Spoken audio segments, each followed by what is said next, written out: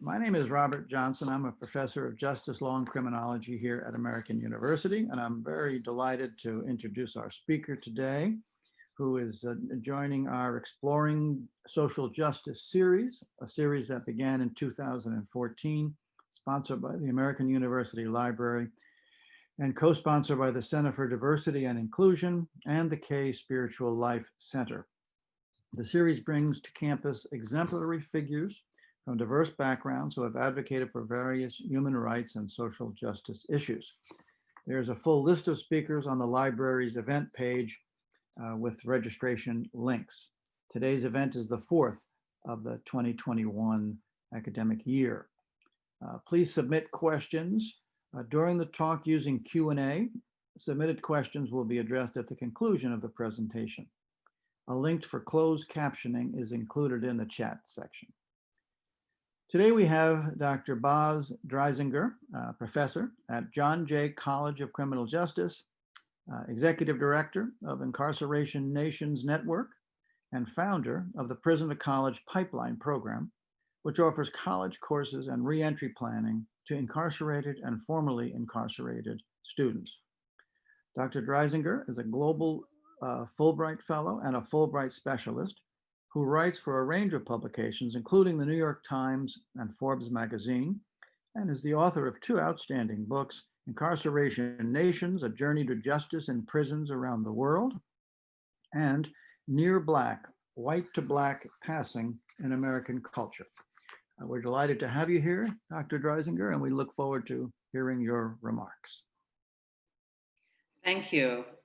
Thank you so much for that introduction, and thank you for having me as part of this illustrious series. It's great to be here with all of you virtually today, and I'm looking forward to kind of taking this journey with you, which is what my presentation will be. I'm going to share my screen and we can begin. I thought what I would do today is kind of take you on this journey. It's especially poignant to be taking journeys in this moment when so many of us can't, and to be thinking globally when so many of us are thinking very locally and often stuck locally. And so I wanted to take you on a journey through some of the prisons that I've visited around the world for my book, Incarceration Nations, and take you through some of the thought process behind that book, and then conclude with some thoughts about where we are today in a very critical moment in this journey to justice, this global journey to justice, and some thoughts about what it means to be an abolitionist, what it means to be a justice reformer in this particular moment. So I first became involved in working in prisons more than a decade ago. I was a volunteer, almost 2 decades ago. In fact, I was invited to offer some presentations to an educational group in prisons. I then landed at John Jay College, where I teach, of course, as a school that specializes in criminal justice, and launched a program called the Prison to College Pipeline, a university program that also guarantees students a place in the CUNY system or any other college system when they come home from prison. So it's both an education program and a reentry, reintegration program. And I can say more about how the program operates during the Q&A. And it was in the context of that I started going into prisons regularly, in becoming involved in an educational space and understanding some of the issues around education in prisons. And I can honestly say that when I began doing so a decade ago, I launched the Prison to College Pipeline a decade ago, there was a lot of resistance to talking about prisons, to funding prison programs within the mainstream discourse. And that started to shift, I would say, somewhere around 5 years ago, 6 years ago, as the topic became more mainstream. And certainly that is due to the success of such texts as The New Jim Crow, the film 13th, Bryan Stevenson's exceptional work in his book, Just Mercy, all of these things that kind of catapulted this issue into the mainstream in a very serious way. And so it became a lot less controversial for me to say I taught in prison as these works took the issue into the mainstream sphere. But yet the thing that I noticed, and this is what prompted my writing Incarceration Nations and beginning to travel internationally to prisons and understand not only the way justice systems looked internationally, but the way that the US system was impacting global justice systems. I began to notice that one of the things that was missing from the discourse around prisons was a sort of moral conversation, a moral, ethical, philosophical conversation. There was a lot of talk about recidivism rates and the importance of, quote, rehabilitation programs and so on. But there was a lot of talk about the economics of justice. It's cheaper to educate than to incarcerate and so on. But I felt that if we only focused on these practical things and economics and didn't think about the moral and ethical dimensions of this issue, then we would just find a cheaper way to mass incarcerate and to socially oppress certain groups and so on. So I wanted to explore that. And I also noticed, of course, that there was a lot of conversation about the US's crisis for good reason. We are the world's biggest incarcerator. We have 5% of the world's population, 25% of its prison population. Of course, I could go on and on with the statistics. We have more than $50 billion a year we're spending on this issue. The racial disparities of the system at all levels of the system are profound. So that is everything from the parole board decisions to court cases to lengths, sentence lengths, all of that. There are more African Americans under criminal supervision today than there were slaves at the height of slavery in 1850. And all of the appalling numbers show us why the US is at the forefront of this crisis. But the reality is there are 11 million people estimated incarcerated worldwide, more than 3 million of them not having been convicted of anything. And so it is a global problem. And it is also as I discovered, very much a US invention that has gone global. And so I wanted to think about both of those things in conjunction. And so ultimately decided to combine these things into a book that became Incarceration Nations. And with some photos and some slides, I'll take you through the countries that I journeyed to and also take you through the thinking process. And I began to organize my thoughts around global justice so as to consider the myths and the realities of these issues. There are so many misconceptions about justice and about prisons. And so my thinking started to become sort of categorized by the myths or the things that people assume, and then the realities, the truths of what we should think about when we think about justice. And so I've organized my talk that way as well. I began the journey in Rwanda. And I began it in Rwanda because I'm sure when I say Rwanda, the first thing that comes to mind for everyone is genocide, the 1994 tragic genocide that is still what the country most identifies with in so many respects, and what the world identifies with Rwanda. Now, when I went to Rwanda, which was in 2012, this was well after the genocide, but it was still very much front and center.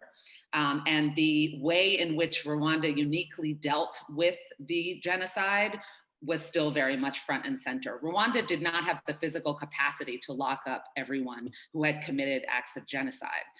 They simply didn't have the prison capacity. They had old colonial prisons that were built by the Belgians and the French. And initially, as they started putting the perpetrators of genocide inside prison, the prisons were becoming grotesquely overcrowded. There were bodies on top of each other. There was rampant disease. And so there was an effort to say, we need to do something different. And that something different actually became a return to an indigenous form of justice known as restorative justice, a process by which, and in Rwanda it was called gacaca courts, which means grass. It was actually a meeting place on the grass for those who committed genocide and those who were victims of genocide, survivors of genocide, could engage with each other in a public context, create avenues for repair, and ultimately build peace and build systems of repair. And this was a very, of course, highly touted process. The world watched.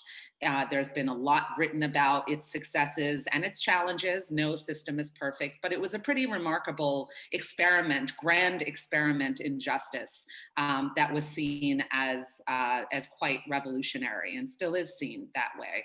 So as I arrived in Rwanda, I was less interested in looking at that since that had happened, years before I arrived. I was interested in the younger generation of genocide survivors and thinking about their needs. And I started the book in Rwanda. I started the journey in Rwanda because as a believer in restorative justice, I come from the standpoint that we always begin a conversation about crime and harm by focusing on the people who have been harmed, not on the people who have done the harming, that we must always center our justice systems in those who have experienced harm, in the survivors. And so I wanted to spend time with young survivors who maybe were processing the trauma differently than their parents were and understand what are their needs and what do we assume about the needs of survivors and the needs of those who should be at the heart of our justice system.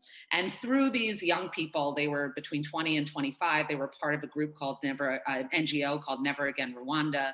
We spent some time creating a prison visiting project. These young people wanted to go to prison to engage with the people inside the prisons, 80% of whom in the prison population in Rwanda were in for the crime of genocide. And so you're talking about young people who are survivors of genocide and those who've perpetrated it, engaging with each other in some capacity, not to talk about genocide, but to engage with each other. And through my time working with these young people, learning from them, collaborating with them, I came to think quite a bit about ultimately our myths and realities about survivors and our myths and their needs. And there's this assumption that justice is how we punish those who harm, right? This is the punitive system of justice. How do we, a crime has been committed, so who did it? How do we punish them? And usually that means how many years in prison do we give them? But when we take this from a restorative perspective, instead, we say justice is how we address the needs of the harmed. What are the needs of those who have survived the harm, and how do we address those, and how do we work to repair them in whatever capacity? The other assumption we often make is that those harmed benefit from revenge or punishment, that prison is going to make people feel better, that long sentences or whatever monetary compensation, all of these systems of punishment, and I equate punishment with revenge. I do see prisons as legalized revenge. It's an eye for an eye. It's saying you harmed someone, so we're going to teach you to not harm other people by harming you, which is an inherently hypocritical statement, inherently hypocritical way of thinking. But instead, when we think about those who are harmed benefit from repair and healing, and when we look at studies that have been done on restorative justice, whether in California, whether in New Zealand, we learn that those who are harmed are looking for repair and healing and not revenge, that revenge which we are selling them doesn't tend to bring them the healing and the repair that they desire. And that in fact, those who pursue restorative justice, as opposed to punitive forms, ultimately feel more satisfied with the justice system. And we can talk some more about this. And then lastly, this idea again, that people who have caused harm must be punished, as opposed to people who have caused harm must be corrected. And this may sound like semantics, but it's not. Because when we think about punishment, again, as I was saying, it relies on this idea that we want to harm you because you have caused harm, which is hypocrisy. And not only that, repeats the cycle of harm. We damage people who are already damaged, who have caused damage, who are then likely to return and come out of prison or whatever systems of harm and cause more damage, as opposed to saying, we need to talk about corrections. I mean, I've been nowhere in the world where there is a department of punishment. We talk about departments of corrections. And the idea of correction is different. It says, we are going to correct and repair this harm. And that might mean correcting the society that produced the people who caused this harm, and I'll say more about that in a few moments. Or it may mean correcting the person's behavior, and acknowledging that a person has done harm and this harm must be addressed and corrected. And in that process, there may be some pain involved. There likely will be some pain involved, but it is not the intention of punishment and harm. And so these two are very different things. And so it's exceptionally critical that we are talking about corrections and we're not talking about punishments. And I wanted to think more. I mean, of course, I'm sort of running through a very central philosophical dilemma that philosophers talk about as the problem with punishment. And I wanted to think further about it and further about the role of restorative justice and how central that should be to any true justice system by traveling to South Africa, another country on the continent that has been marred by a legacy of trauma, a legacy of white supremacy and hatred and harm. And that, of course, is apartheid, which came to a conclusion right around the time as the genocide.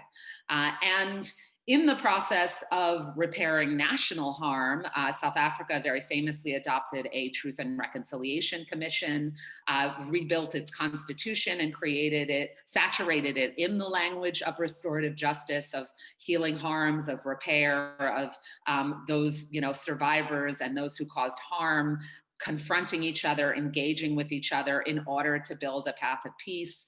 I wanted to look at this on a sort of smaller scale, on a one-to-one basis, to understand how can restorative justice operate in the context of an existing justice system. And so I went to Pollsmoor Prison, which is quite a legendary prison. It is sort of the Rikers Island of Africa. It's the largest prison in Africa. It is a very dramatically violent prison and disease-ridden prison. Nelson Mandela famously spent 6 years in Pollsmoor and in fact caught tuberculosis there. There's still a 90% TB rate in South Africa. The country owes billions of dollars in damages to the people who have been incarcerated in Pollsmoor for the violence that they have endured. It's a very, very dire place. And in the midst of this place is a restorative justice program, as you can see in the picture, during which those who have caused harm, namely the people who are in the prison uniforms here, have a chance to confront the harm that they've caused, confront family members on the last day who have been also the receivers of some of their harm over the years, and generally grapple with what they have done and what they have experienced. And it was a very profound 8 days that I spent in Pollsmoor as a facilitator, hearing the stories of these individuals who, as you can see, are all Black and brown. They're all either Black or what's known in South Africa as colored. There are almost no white people in this process because, as in the US, the South African system is overwhelmingly populated by people of color who are the direct descendants, really, of apartheid, and who, in many respects, due to the systemic racism and inequality that lingers after apartheid, were, due to these circumstances, almost funneled directly into prisons, coming from crime-ridden communities where there is a lack of access to opportunities, a lack of access to education, to jobs, to safety, to community health as far as drugs and addiction.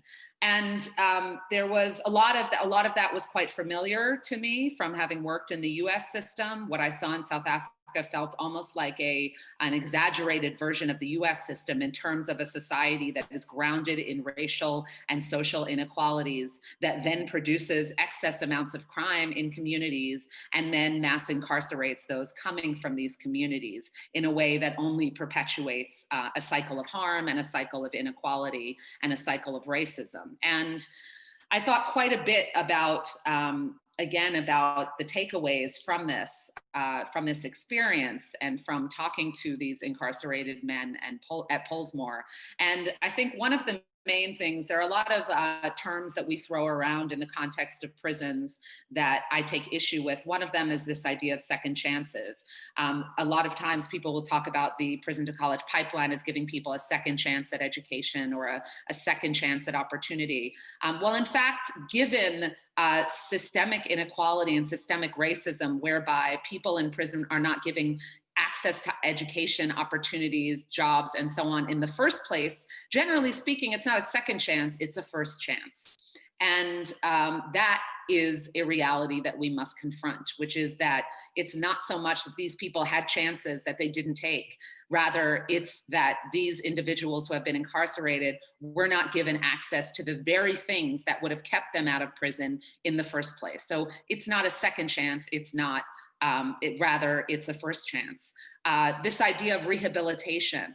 We often talk about people in prison being rehabilitated. Well, rehabilitated is often a misnomer because people in prison, again, due to systems and structures and not a matter of individual choices, were not given first chances. They were not habilitated in the first place.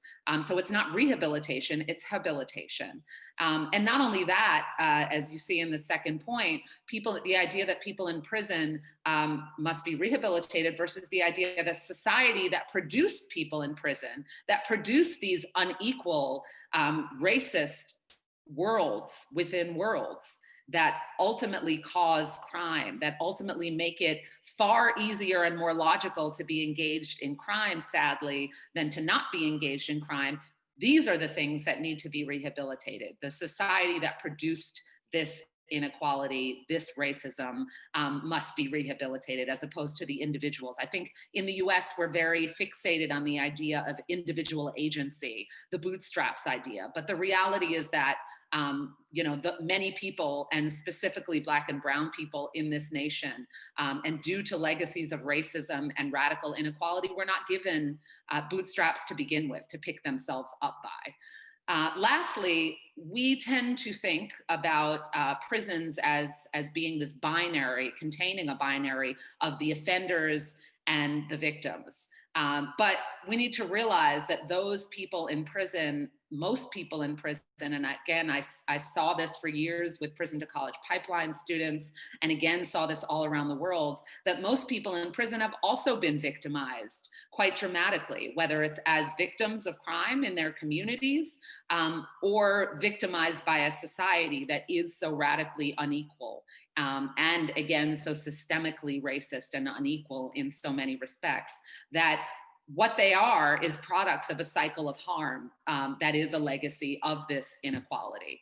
So they are both victims, quote unquote, and offenders. And the more that we rely on prison as a system of justice, the more we perpetuate this particular cycle whereby people are victimized, then they victimize others, and then we as a state, as a society, victimize them further by incarcerating them and then sending them back into a community where they're going to commit more harm, and the cycle goes on and on in a very, very dramatic way.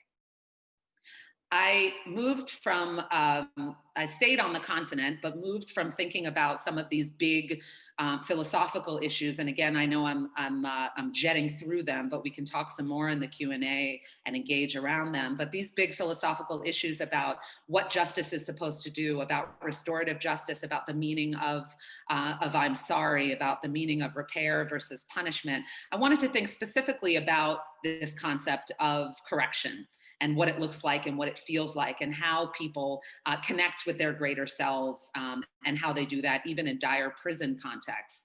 And so I traveled to Uganda and also to Jamaica. This is General Penitentiary in Jamaica. The last one was an image of students in prison in Luzira prison in Kampala, Uganda.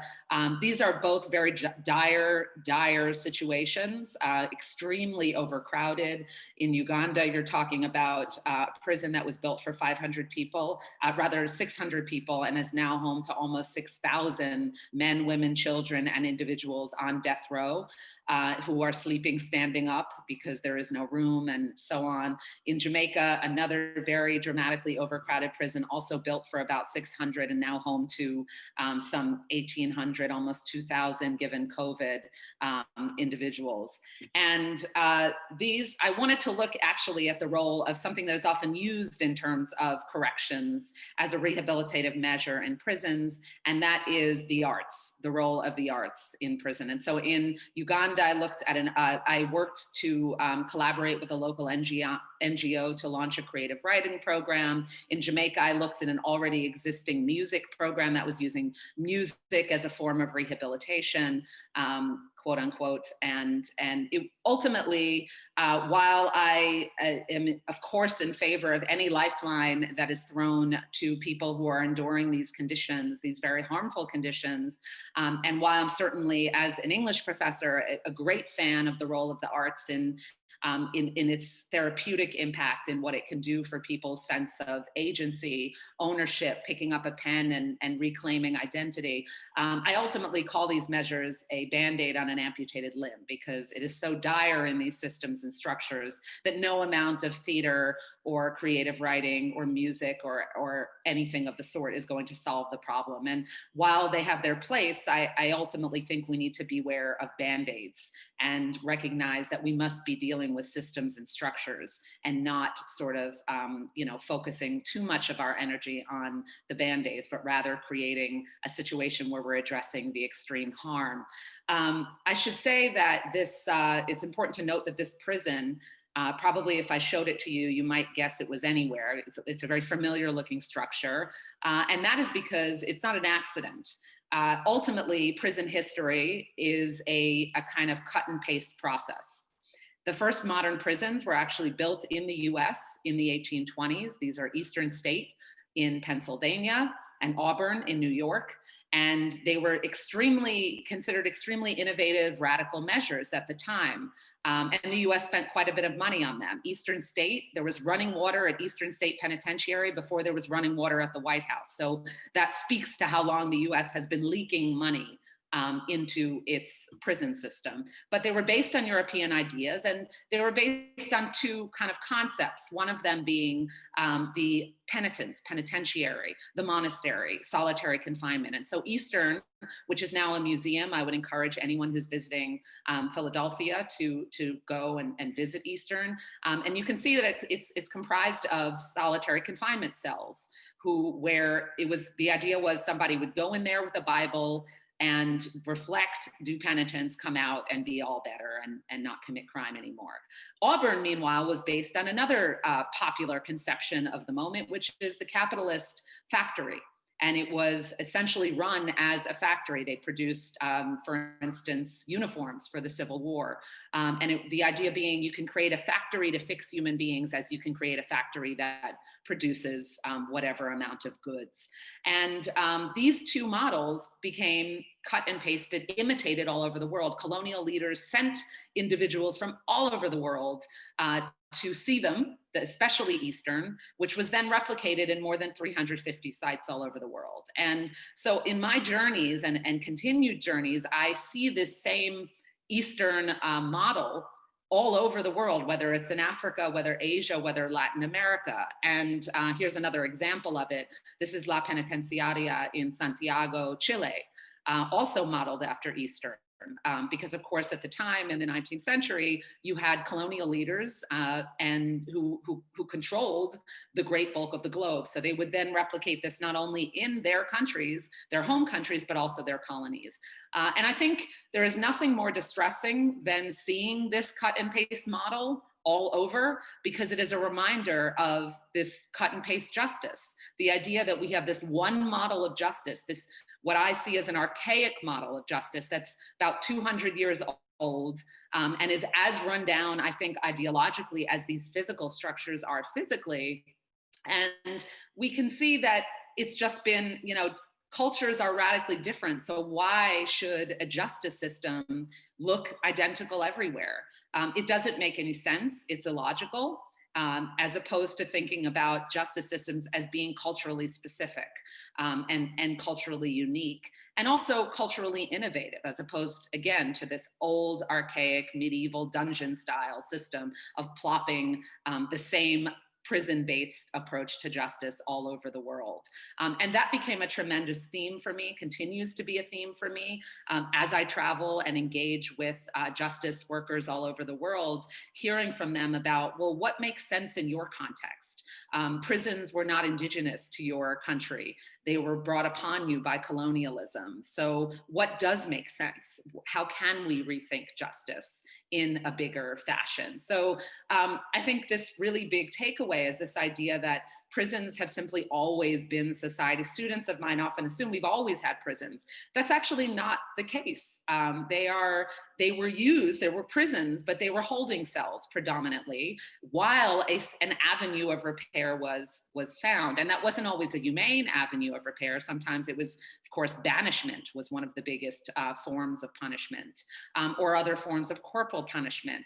But the idea that prisons are a relatively recent invention, born in the US and foisted upon the world in a cut and paste fashion via colonialism, as we'll see in a moment, globalization, is a really important realization, because what it means is that that which is done can be undone. This system that we created, and I say we as Americans, this means it's sort of incumbent upon us to think about getting out of this system and playing a role globally in undoing and cleaning up the mess that we have made globally through our systems and continue to make. And I'll get into more of that in a moment. Speaking of mess, I moved over to Thailand, and this is Ratchaburi Prison, a women's prison in Thailand. I spent time in Thailand in order to think about the fastest rising prison population, globally speaking, and that is women. And this is a crisis everywhere, including in the US. It is a particular crisis in Southeast Asia, where the numbers are incredibly high. Thailand, for instance, of the 25,000 convicted incarcerated women in Thailand, 21,000 of them have been convicted for the same thing, which is drug offenses. And often that means small-time drug offenses. Due to the nature of gender roles in throughout Southeast Asia, women are particularly victimized by the intense draconian war on drugs. Many of these women had co-defendants. The overwhelming majority of them, more than half, had co-defendants.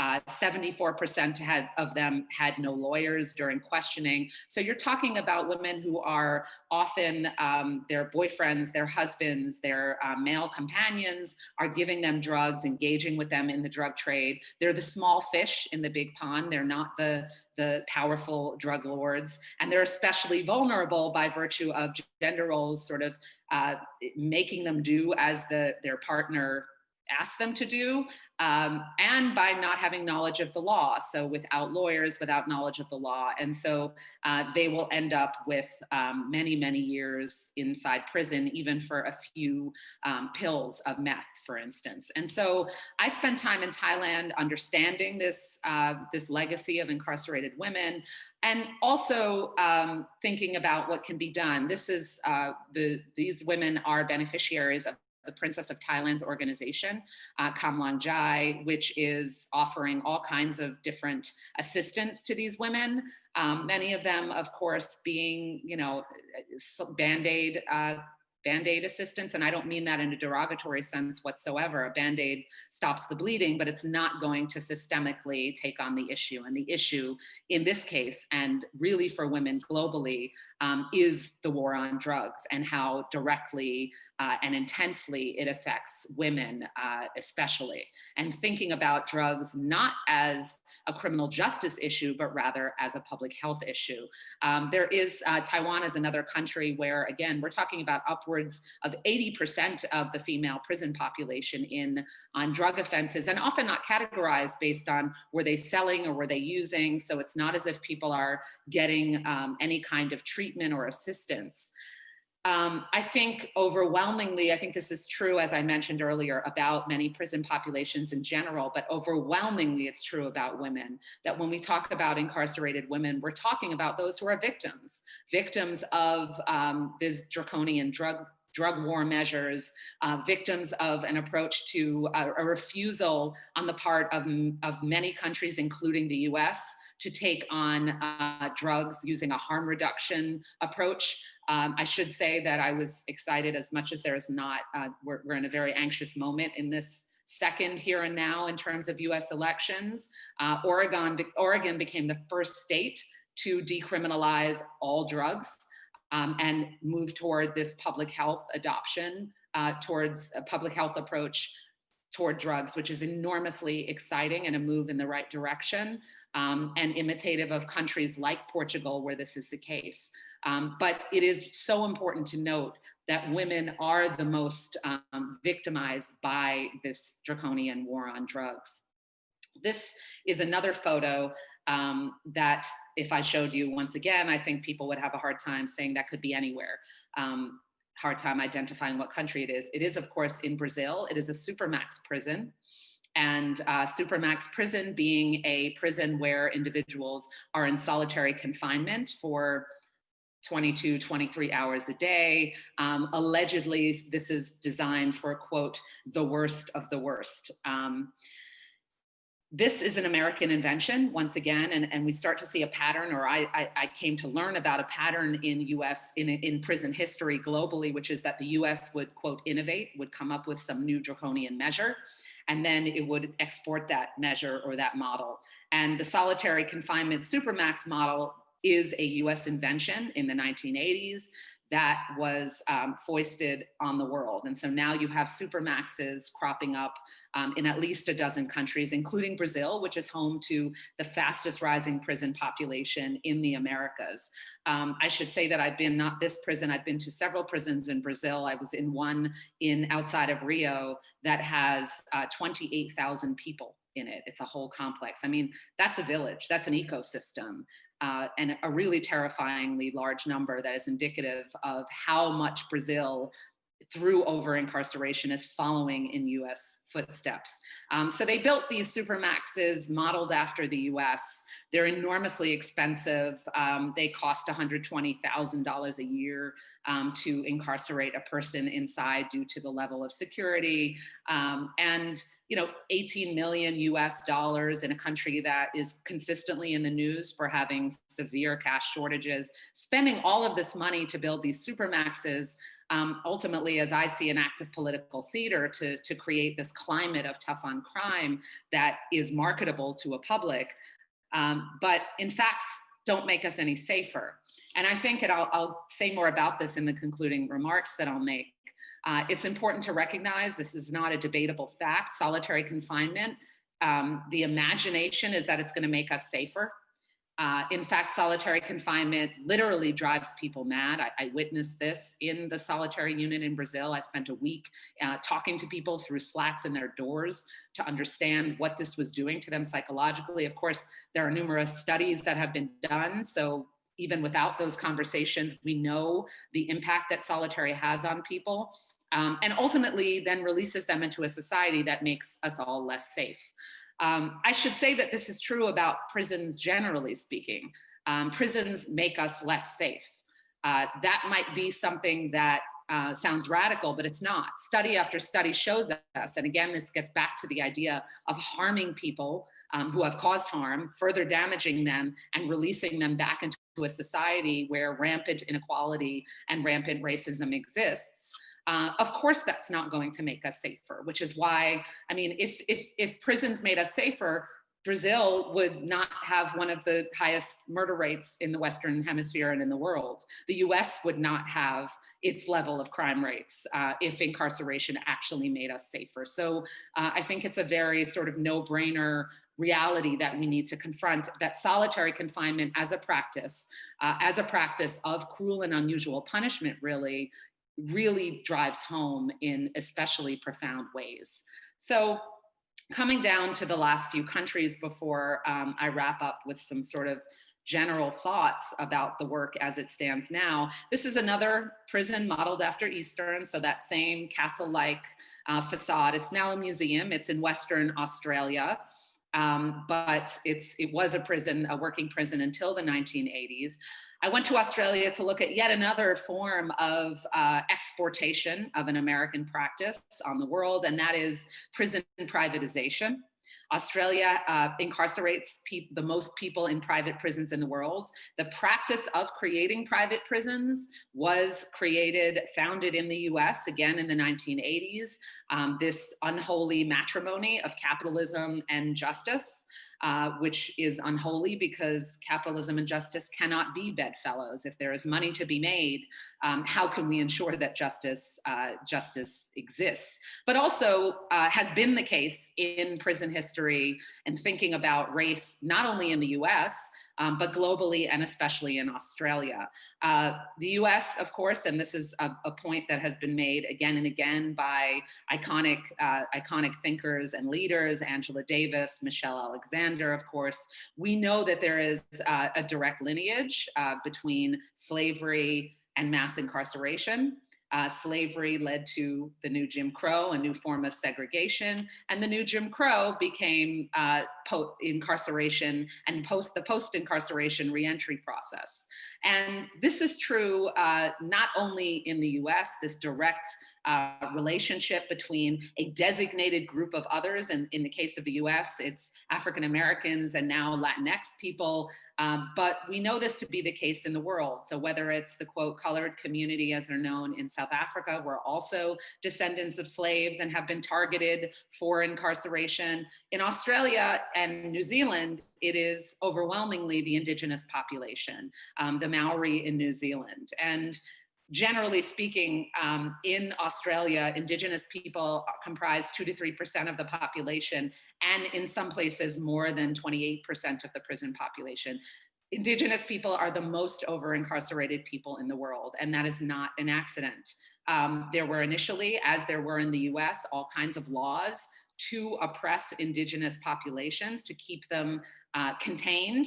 And ultimately, as those laws, the Aboriginal Acts, started to be repealed, there had to be another way to keep this brown population, this Black and brown population, oppressed and under social control, and usually for capitalist aims, also to produce a labor force. And so that became the incarceration system, targeting them with the kinds of laws that it was natural to break.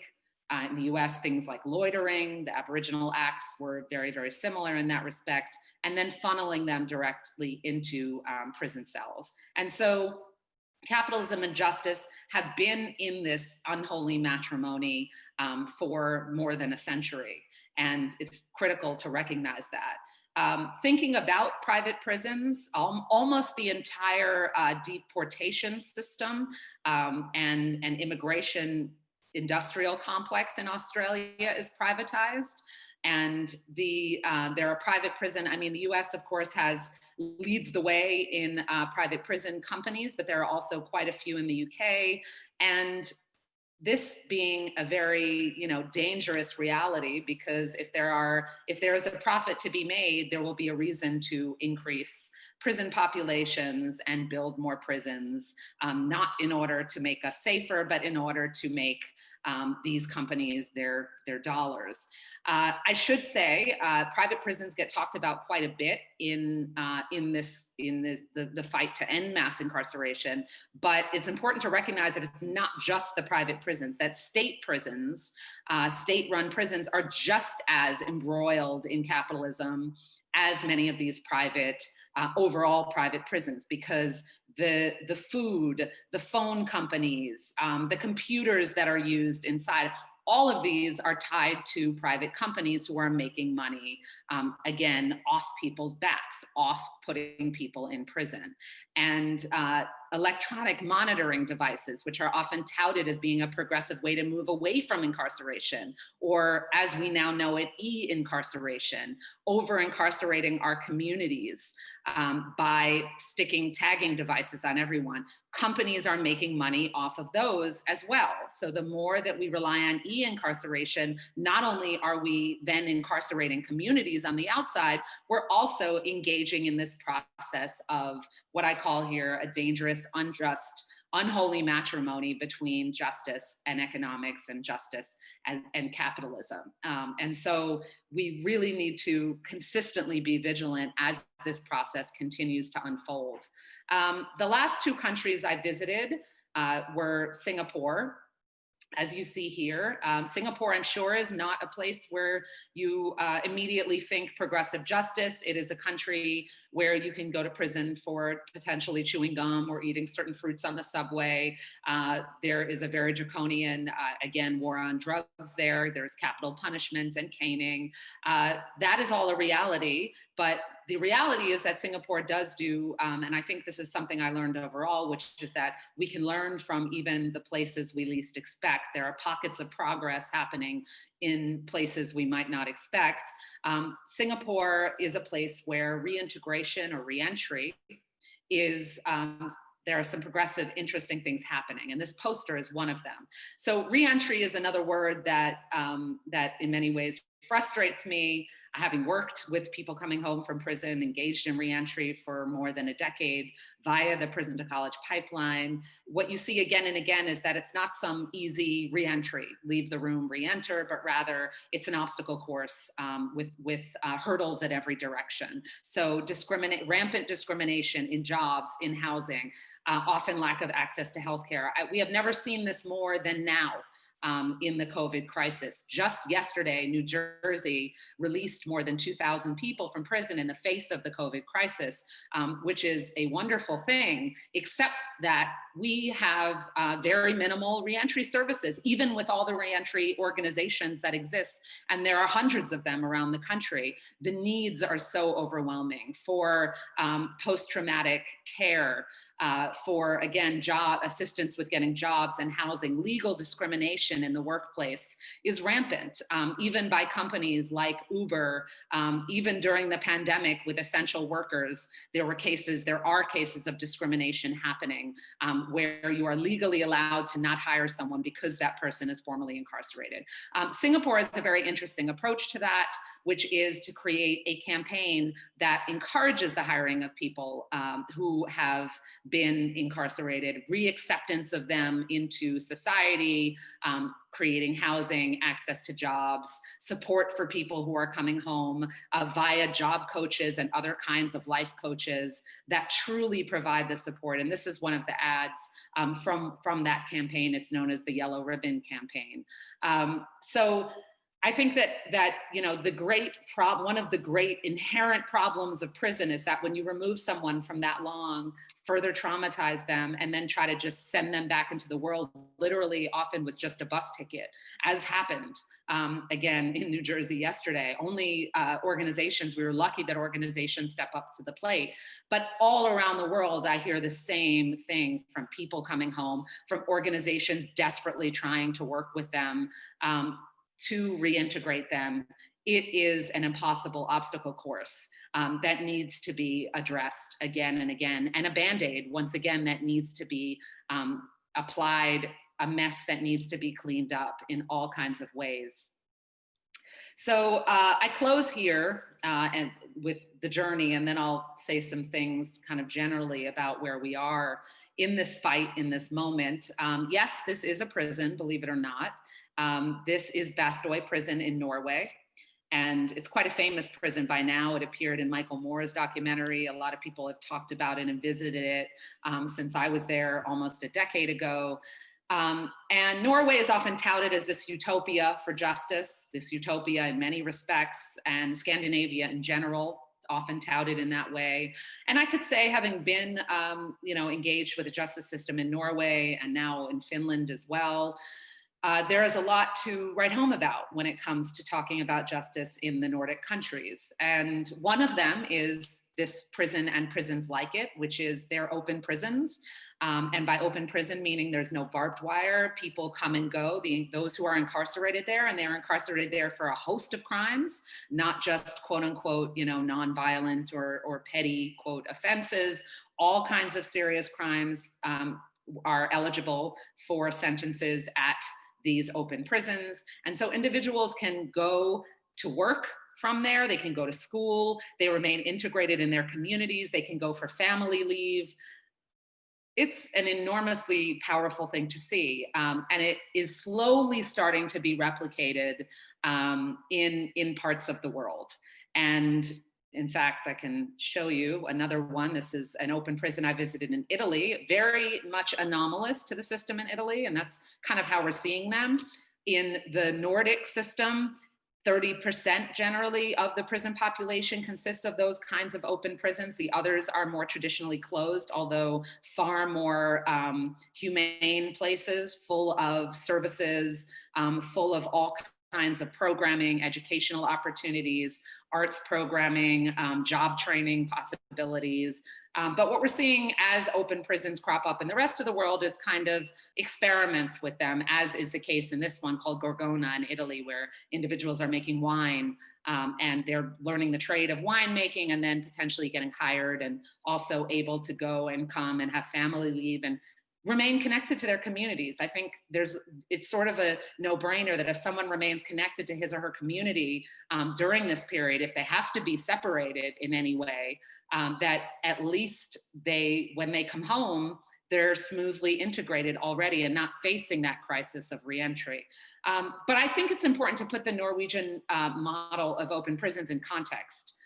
There are two really important things that Norway and many of the Nordic countries do well, in addition to having this innovative model. The number one thing is strong social services. And it's something that in all countries where you have strong social services, you have less crime. Again, a no-brainer. It doesn't take a rocket scientist to understand the reality that if you provide people with access to healthcare, jobs, housing, family support, support for substance abuse issues, you're going to have less crime. And Norway and Finland and Denmark, they have exceptionally strong social service agencies and social service provisions. And so therefore there's less crime to begin with. Therefore there's rampant equality. And we know that it's rampant inequality that produces high levels of crime, which we then respond to with prison.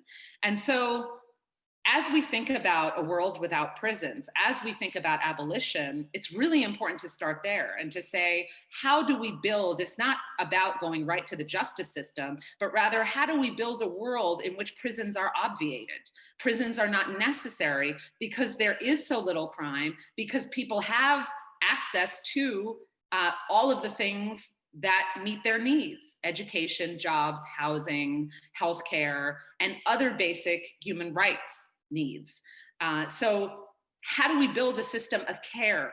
And I think that is a language that we're hearing more and more in this moment. Caregivers, caretakers, care navigators. How do we work with folks coming from all communities to access care such that crime is not the direction that ultimately they move in, right? So strong social services. The other thing is that in the instance where there are prisons in the Scandinavian countries, you find the people who are staffing these prisons, the corrections officers, are of a radically different sort than, frankly, I've seen anywhere in the world, including, of course, the US.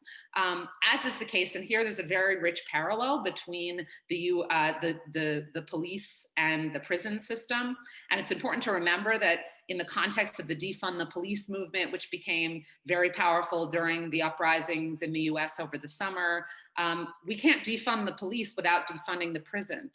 The prisons, the police, we're all, a justice system is wedded together. So there's no reforming a police system without reforming a prison system, and without addressing the levels of racism on which both of these systems are built. So to that end, just as any classroom is only as strong, any school is only as strong as its teachers, You can build all kinds of high-tech computers and workstations and all sorts of things, technology, but unless you have a strong teacher, you're not going to have a strong classroom. The same is true about prisons. The same is true about police forces. Until we have a radically different sort of person or special sort of person guiding and working with those who have committed harm in our society, helping them navigate the error of their ways potentially, or the error of society's ways against them, understanding what their needs are. Until we have that, until we have a police force that looks like a true care navigator system, where people are engaging with those who would have been arrested per se, and instead guiding them towards whether it's substance abuse treatment, whether it's mental health assistance, whether it's addressing issues of homelessness. Until we have that that kind of army of caregivers, we're not going to really get anywhere with reform. And so in Norway, I visited the police, the prison officer training school. And you have to study for years. You study law, you study economics, social work.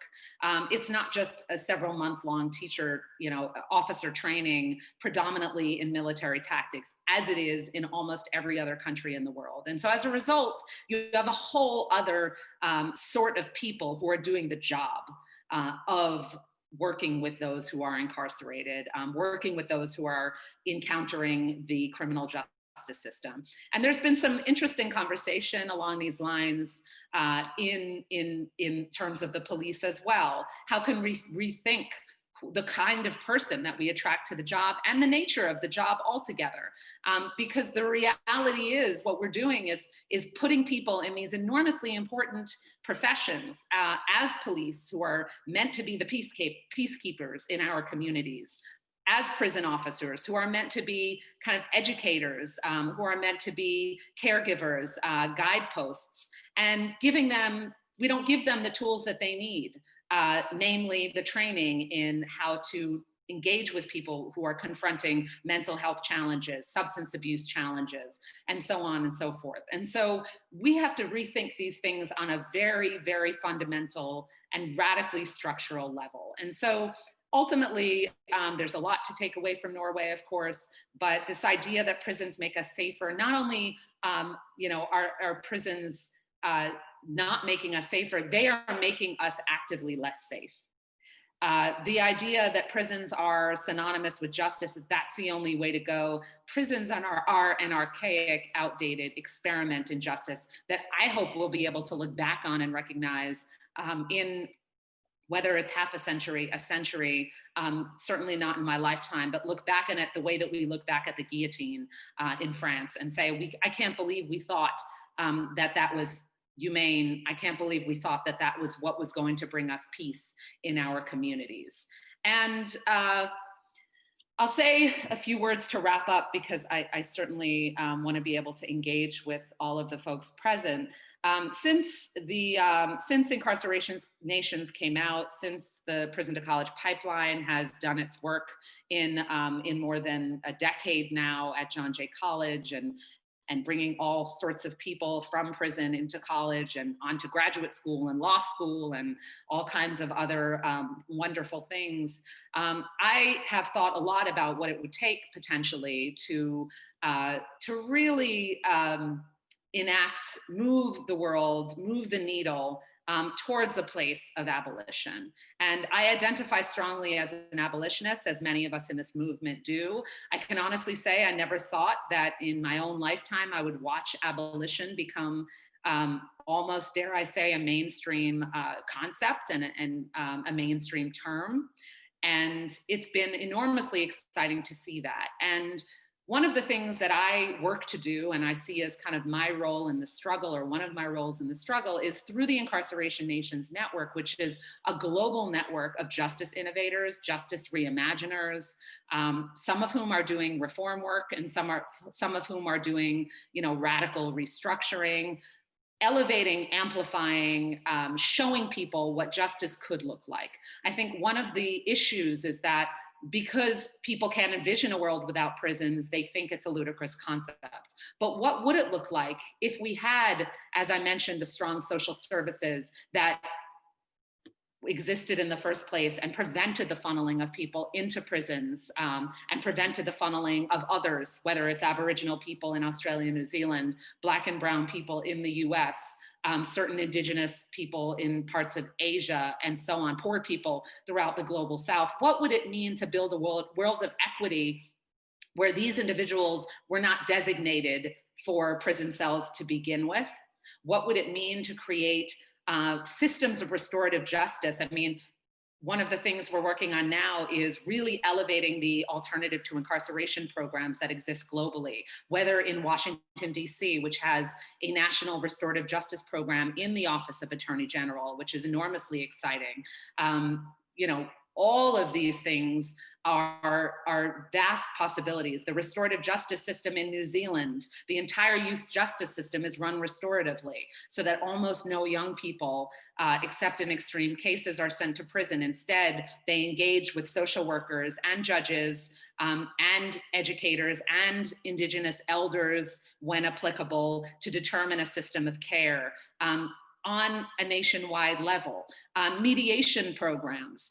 We have this compulsion, and by we, I really mean as a world, although we in the US lead the way in that, to just funnel everything into the criminal legal system, when in fact, there is so much that can be done in terms of community justice. One of our INN partners is in Finland, and that's a national mediation program where they're mediating thousands of cases without prison, without lawyers, through volunteer mediators, including potentially violent crimes that could result in a prison sentence, and putting the person who was harmed at the center and saying, what are your needs? How do we address them? So it's exciting to watch these possibilities happen, whether it's reform through reentry, whether it's reform through drug policy, whether it's reform through building these radically different systems of care that ultimately move us to a world that we want to live in, to a safer world, to a more just world, and to a more equitable world. So that is a lot of talking, and I will stop now and look forward to engaging with you. Well, thank you so much for a wonderful talk. We have three questions in the Q&A. Would you like to take a look at those, Professor? Sure, yes. Yes, please. So the first question I see is about the sex offender registries. Do you think they serve a purpose? Are they another global export from the US?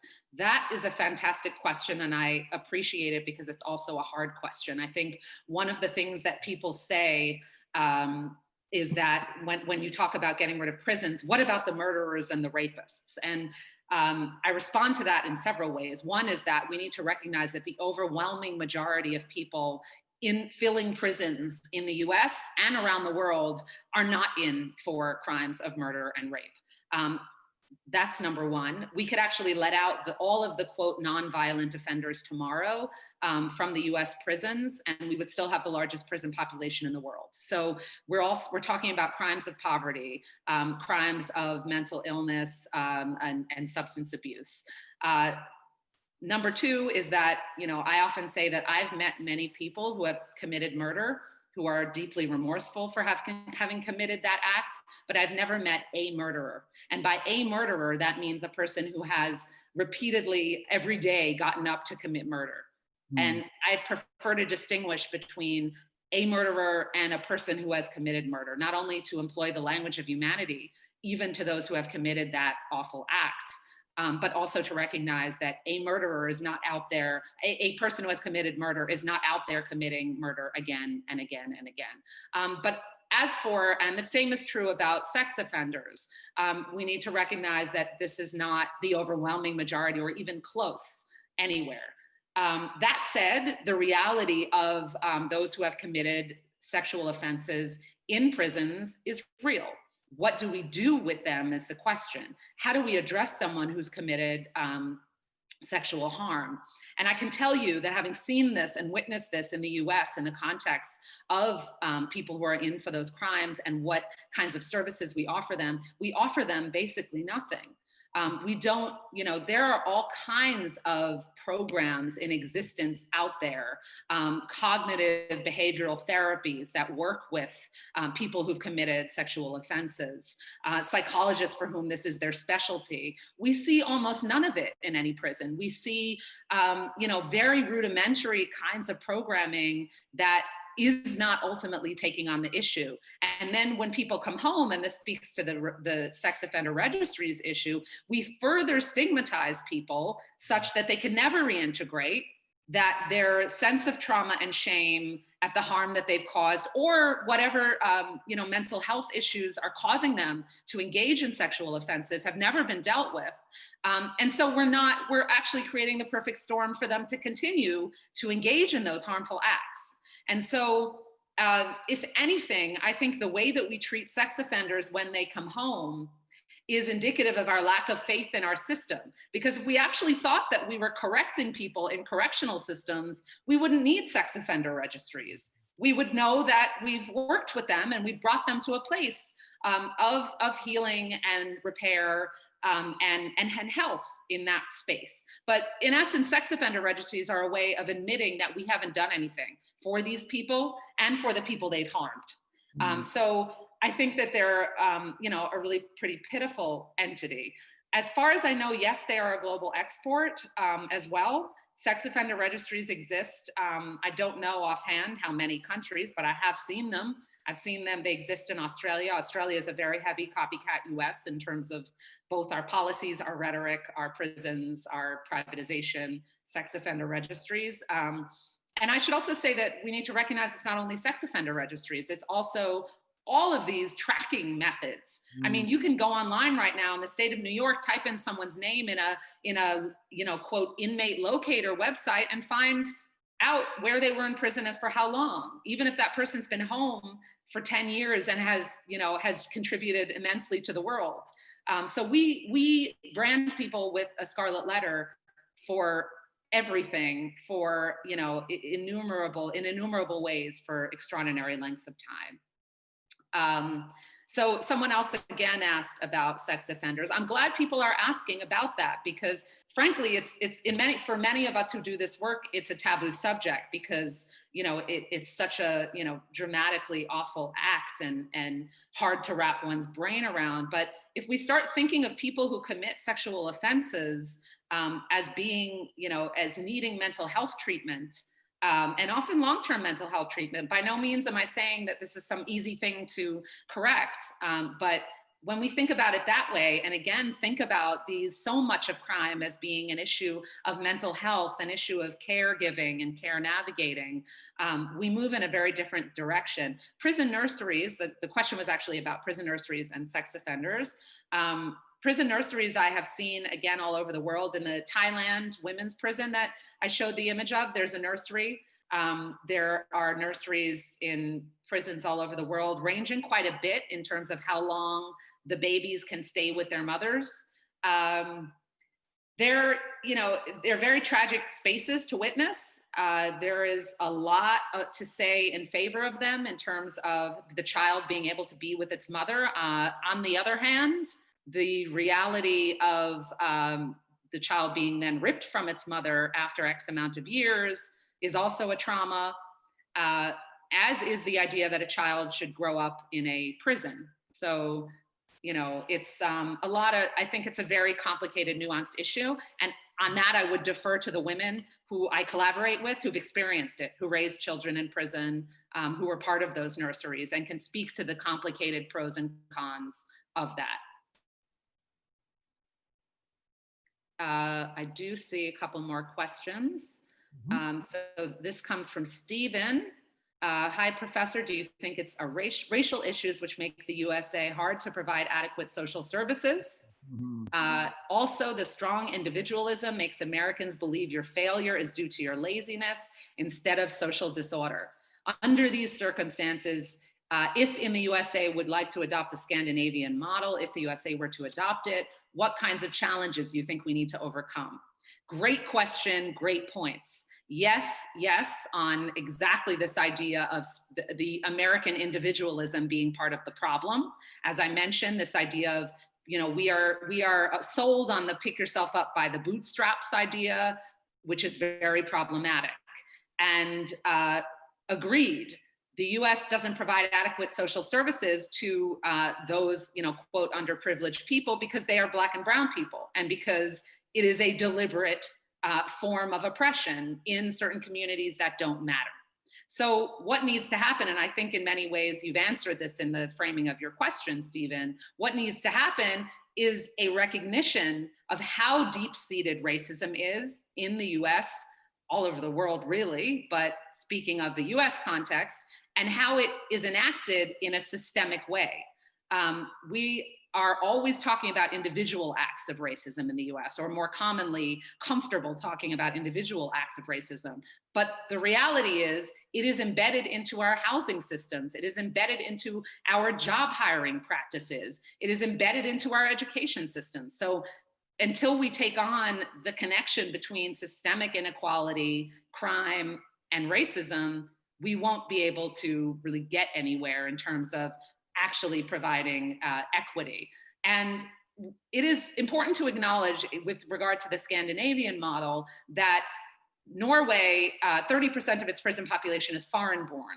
So it's not as if people often say, oh, Norway is all white, so it's sort of easier for them to accept the idea of social services for all and a prison system that is not as punitive. But that's not the case, because their others are foreigners, so mainly Eastern Europeans, for instance. And as we know, there's a strong far right rising increasingly in Norway and other Nordic countries that is threatening the idea of equality. So there is an important, a critical need to maintain our consciousness around race and inequality all over the place. I see a few more questions popping up. So it is clear from Tiffany Knapp asks, it's clear that the justice system is flawed. However, quantitative and alternative to mass incarceration, do you suggest that US government officials and officials across the world carry out? What quantitative alternatives? So that is a hard question to answer quickly. But what I often say in the context of what it means to push for abolition and push for more innovative forms of justice is we need to grow, nourish, grow, and scale restorative justice programs, community justice centers, where, again, not everything has to be funneled through the criminal legal system, through the prison system, but rather figure out what community mediation looks like along the lines of, say, the Finland model that I was talking about, and really the national restorative justice system in Costa Rica, in Peru, in Washington, D.C., really powerfully effective restorative justice programs like Common Justice in New York and Impact Justice across the nation, started in Oakland, but now a national program. These need to be scaled up. They need to be funded better and supported better, and also popularized. I think people still don't really understand what it is to go to a restorative justice agency instead of to a district attorney and the criminal prosecution path. We also, of course, need to just address our policies, our unjust and racist policies. So looking at crimes of misdemeanors, crimes of stop criminalizing poverty, a radically different approach to drugs and public health. There is more detail on this. If you go to, we at Incarceration Nations Network launched a Defund the Prisons campaign. And if you go to our website, incarcerationnationsnetwork.com, you will see, you can click on the Defund the Prisons campaign, where we outline 13 steps in the here and now that can be taken to create a more just system, and then 6 steps that move us toward abolition that are sort of more radical, systemic. Because I am not a person who thinks we can't do reform and radical restructuring at the same time. We have to, because there are lives at stake in the here and now, and so we need that. So if you want some more detail on what those steps look like, you can take a look there. And likewise, I see Julian Hector asked also about what students at American University can do to advocate. for more restorative and rehabilitative systems of justice and encourage a more equitable system when the status quo and system is built upon privatized prisons. And remember, it's privatized, privatized entities altogether, not just the prisons, but all of the businesses enmeshed in the justice system. So what you could do, of course, for one, as I mentioned, getting educated, understanding what do I need to advocate for? And our Defund the Prisons campaign is, I think, a useful place to start, but there's no shortage of information available at this moment about things to advocate for. There were a number of successful ballot initiatives that were passed in the election already. And we have certainty about those, which is great. And that includes the right of all people, including people on parole, to vote in the state of California, a massive victory. So know what's happening. And there are, we get so caught up, of course, in the presidential elections, but realize how much of this reform has to take place on a state level and a local level. The majority of our prison population and our returning citizen population is at the local level in jails and in state prisons. So know who get involved in your district attorney races and know what these ballot initiatives are. Don't get distracted by the political theater that is the presidential race, which of course matters, but there's so much more to know about, to get involved in on a civic level in that respect. The other thing is that check out your campus. What kind of policies exist there? Admissions policies for formerly incarcerated students, hiring practices for individuals on working campus jobs. Get to know, how your CIS campus is working and whether it's working equitably for people involved. And also think about, if there isn't already, I know that Georgetown does a lot of work in the DC area with prisons and with college education in prisons. Figure out what's happening on your campus with formerly incarcerated and currently incarcerated students. Campuses are hubs. I can't say enough about how much, I feel very grateful to be a professor who works on campuses globally because you guys are, the leaders, and there's so much and the future leaders and set the tenor of what comes next. And also there's so much, campuses are matrices of opportunity and of resources for people, which is why I started the Prison to College Pipeline. I said, there's so much here that this population can benefit from. So think about your campus and its resources and how they can serve people who are coming home or who are currently incarcerated. I can take a couple more. I know we're at 1:15, but I can stay a few more minutes. Happy to chat with you guys.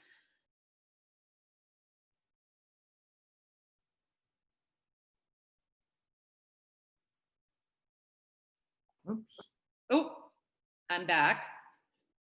Sorry about that. Can you all hear me still? Yes. Okay, sorry about that.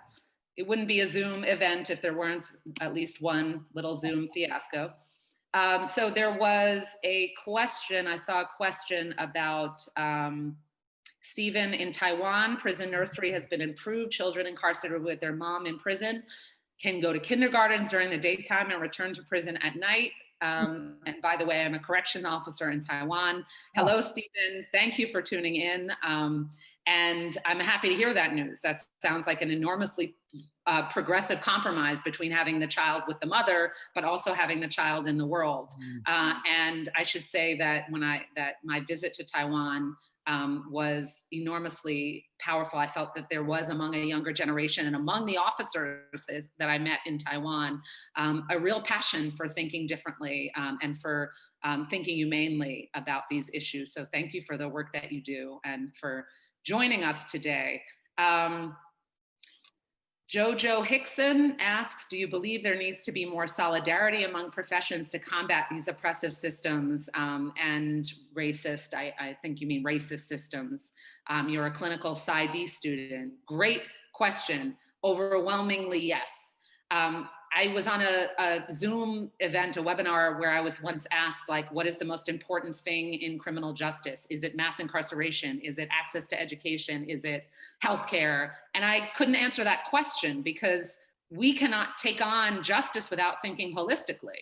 We will never fix the prison system or suddenly have a world without prisons without fixing our mental health care system, our healthcare system, our education system. And what I find is that too often we do work in silos. And there's, you know, the criminal justice expert over here, and the clinical psychologist maybe over here. Forensic psychology in many ways, which my school specializes in, John Jay is very big on forensic psych, and it's a strong field, but in some ways it's a misnomer, because all psychology is forensic psychology and also not forensic psychology, because there needs to be, you know, thinking out of the box on this. There needs to be holistic support. One of the most inspiring organizations that's an Incarceration Nations Network partner is called LEAD, Law Enforcement Assisted Diversion. And they're a national program that started in Seattle that are essentially moving people, instead of, you know, when they have contact with the police force, they're moving them into a care navigator system. And those care navigators come from all kinds of backgrounds. They're not, you know, sociologists or criminologists. They're social workers. They're also clinical psychologists. Some of them may have a medical background. And they're all interconnected as a web of community providers and care navigators. So holistically is the only way that we can kind of move here. Corinne Kapmarek, philosophical question: do you think it's possible to have a world without violence? Gosh, we could have a whole other webinar on that. It's such a good question. Do I ultimately? No. Violence is part of, you know, it's part of humanity. Just as greed is part of humanity, just as anger is part of humanity. And I never think about, you know, a world where violence doesn't exist. I think about a world where we have created the conditions such that we have minimized violence as much as possible. Such that we have minimized impulses toward anger and revenge. We'll never get rid of those impulses. They are human. They are part of who we are as a species. But what we can do is create conditions that nurture them, and create conditions that move us away from them. And I think that when we start creating systems whereby we think about our interconnectedness instead of our individualism, where we think about the power of peace as a motivator, as opposed to the power of money making and competition and capitalism as a motivator, the power of community as a motivator, and love and what that looks like, then we move ourselves into a place where there is less violence and where our impulses for revenge. I mean, I think our criminal justice system is the ultimate nurturer of our impulses toward violence, revenge, and hate. And what we need is a system that pushes us away from that, instead of one that fosters it. And last question, Dr. Regulus asks, what is your take on specialized courts such as mental health, drug, DUI, and veterans courts as alternatives to incarceration? Another really important question that doesn't have a simple answer. There are lots of studies on these, on drug courts, and there's a lot of sort of controversy about drug courts. Now overall, I think I am a supporter of anything that diverts people out of the traditional criminal legal system, that addresses people's substance abuse as opposed to criminalizing them for having it, that addresses people's mental health needs, again, as opposed to criminalizing them for having it, that recognizes the impact of trauma on people's decision-making abilities and skills. I'm glad you say veterans courts, because I think it's one of the most unaddressed issues in our justice system, that many people in our system have been damaged by having served the nation and been at the front line and suffer PTSD, whether they've been to war or come from essentially a war-torn community, under-resourced community. And so it's PTSD that needs to be addressed and mitigated. And there's something very, very tragic about someone who has, and I've had many students who have lived this, who has served our nation, been traumatized by it, and then came back and committed harm as a result of that. So that is certainly something that should be taken into consideration in terms of a person's crime and situation. So overall, I value these things. The issue with, and community justice centers like INN partner, the Red Hook Community Justice Center is a great example of that. I encourage everyone, you can learn about all of our partners again on our website, incarcerationnationsnetwork.com. And I think that the drug court issue is that oftentimes they end up just giving somebody one chance and then they're criminalized. And also using this scenario of legal duress in order to address somebody's struggles with substance abuse and mental health issues. So when you're doing that, you're not necessarily going to get good results, and you're going to end up criminalizing people anyway. And you're sort of setting yourself up and setting these alternatives up to fail as a result of all of that. So it's enormously important that we do this in a way that is thoughtful. And not falling into the same trap of just the cycle of incarceration and reincarceration. So I will stop there. I think that's the last of the questions, and thank you all for spending time thinking this through with me today. Well, thank you for just a wonderful talk. So original and insightful and dynamic. We really appreciate your time. Your contribution to this program at the university has been terrific. So again, our thanks to you. I need to remind the audience that our next event will be on the 29th of July at January at 11:30. It'll feature Dr. Paul Wapner, who will present, quote, "Is Wilderness Over?" unquote. Dr. Wapner is a professor of global environmental politics at AU's School of International Service. His work focuses on environmental ethics, environmental activism, and climate suffering, which is the lived experience of those on the front lines of climate intensification. You may register for this program through the library events page. Again, our thanks. It was a wonderful talk. Thank you for having me.